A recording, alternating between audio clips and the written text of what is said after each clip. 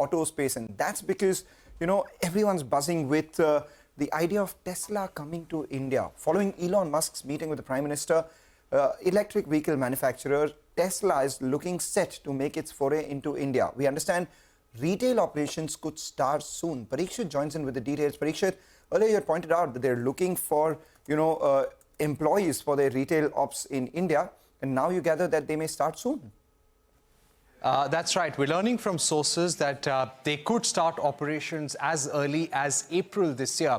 And this could mean that they would import cars from Berlin and sell them in the Indian market. We also learned from sources that Tesla has zeroed in on locations in AeroCity in Delhi and BKC in Mumbai for starting company-owned showrooms. This had been the plan for some time, and Tesla had been scouting for locations in India last year as well.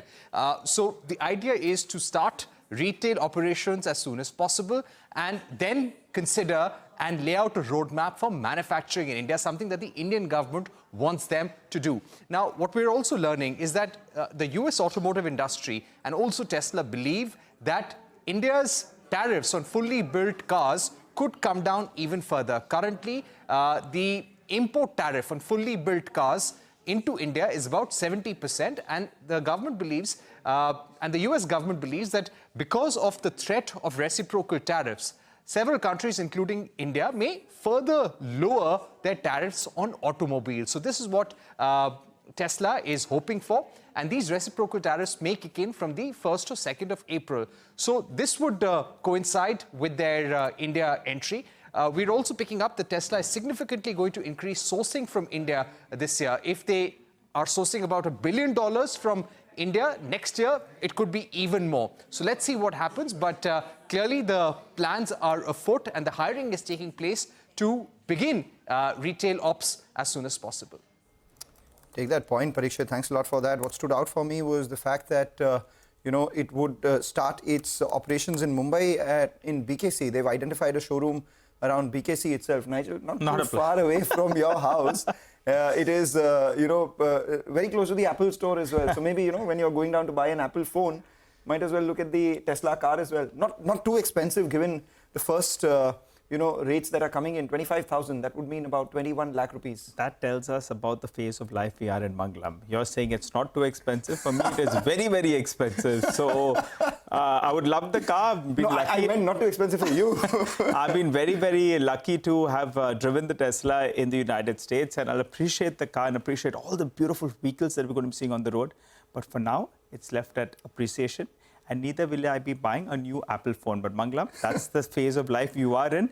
And I wish you well, brother. All I can say is, the only time I sat in a Tesla was when I was in the US and I booked a car. I booked an Uber. And that is when the Tesla came in and I was happy not driving it, just sitting behind one itself. But whether that will, cause flutters among Indian players or not, we have Mahindra Group CEO and Managing Director Anish Shah telling us that the company is happy to have competition in India. He spoke to CNBC TV18 last week. He joined us in our studio, and this is what he had to say about Tesla's entry into India.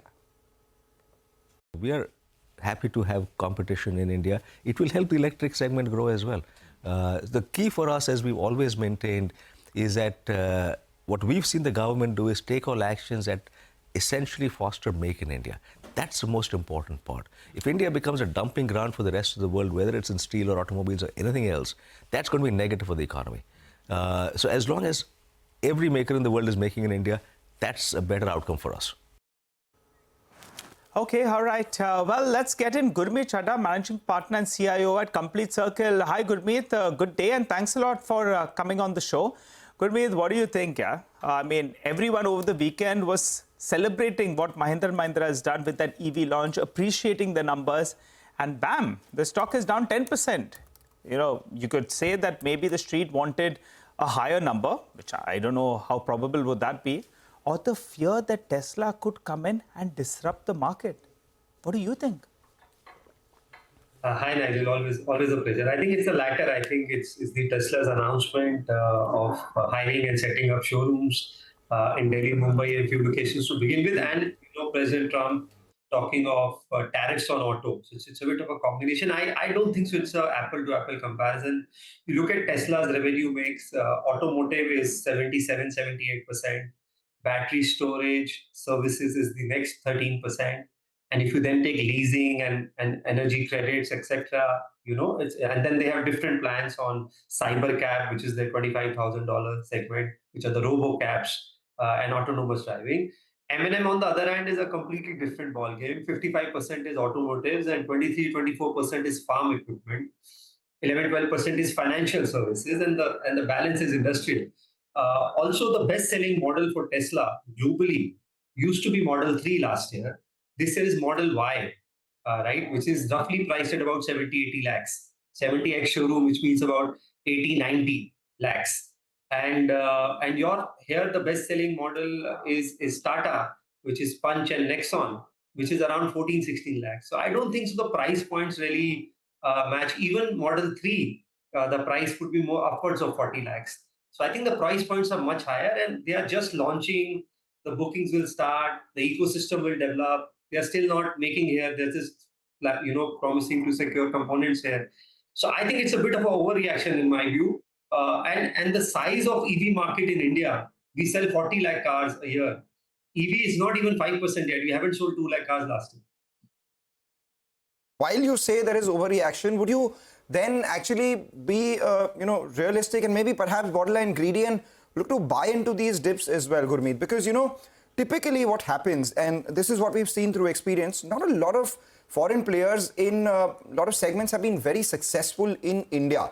We've seen that with retail, barring QSR, where you have McDonald's and Domino's doing well in India, that too with Indian franchisers. We haven't seen a lot of foreign brands actually succeed in India. In automobiles, you have Hyundai, which has done well, but then again, because of the massive ecosystem that they have in India and the price points at which they are. So would you look to buy this dip, because Tesla's entry may actually, like Anish Shah said, grow the ecosystem, grow the infrastructure, and pave the way for the lower priced models to actually see a better sort of volume growth? Absolutely. And as I said, it's always a win-win. When we were in banks, we had foreign banks coming in. When I was working with Reliance Mutual Fund, which is Nippon, we used to say that Fidelity and Franklin will take away all the market. It just happens. Even, then there is this offline-online debate. Bangla, in India, 50 crore people have never ever been to the mall. And we are still discussing e-commerce versus offline. So I think India is a very complex, different market.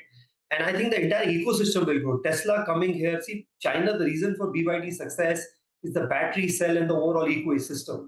A good player coming in actually strengthens the ecosystem. The adoption will pick up.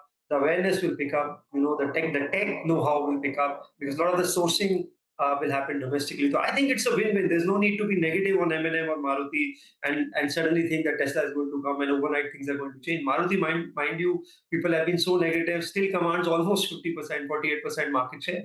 So I think different market, different price points, different revenue mix. I think it's a win-win. And any weakness in M&M especially, which has done so well, their market share in tractors is now 44%. In 3.5 ton and less LCV, they are almost 50%. In SUVs now, they are almost back at 22-23%. Overall improvement, good asset allocation. So I'll be constructive on M&M if it's more focused towards M&M. And as I said, it's a win-win. It's not this versus that. Okay, all right. What about Tata Motors? Since we have you on auto stocks, Tata Motors has come down 40% from the top. I was reading a CLSA note today, and they were saying that the valuation that the street is giving to JLR is around 200 rupees, while they are giving it a value of around 400 rupees. So do you think post this correction, you like Tata Motors as well? And in the pecking order, how would they place? You briefly spoke about Mahindra & Mahindra, Maruti, as well as Tata Motors. How do you place them?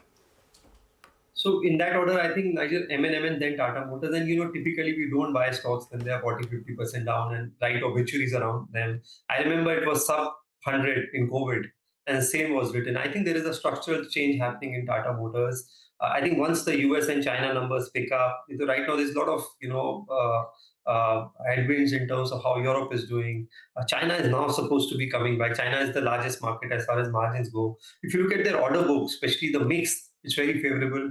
The Defender Sports and the RR mix is increasingly becoming better. They're cutting debt. At some point of time in India, there will be some value unlocking with the EV segment getting hived off and commercial vehicles and passenger segment also. So there's a bit of a unlocking happening with the restructuring which will happen in Tata Motors, and it's transitioning from from a pure play ICE to in fact right now it has the best powertrain. It has diesel, it has EV, it is now getting into hybrid, and there are a lot of new launches coming, even the SUV front. So I think it would not be right to write it off below sub 700, and I think I'll be very constructive. But in the pecking order, as I said, M&M and Tata Motors. Tata Motors, I'll become more constructive when the broader macro indicators like the CV numbers, the overall cap board, the government spending picks up. So it's the CV thing which is like right now dragging also a little bit.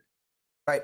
Just finally, before we let you go, when everyone looks for gold, you sell shovels, right? So if everyone's looking at the EV space, are there any auto ancillary plays that may benefit from the ecosystem increasing and Tesla's coming to India? Also, I think we've written off completely auto ancillaries which are only into IC engines. Remember, after India, Ukraine was the largest supplier of auto components. And technically, because of EV and clean energy, there is very little capex which has happened.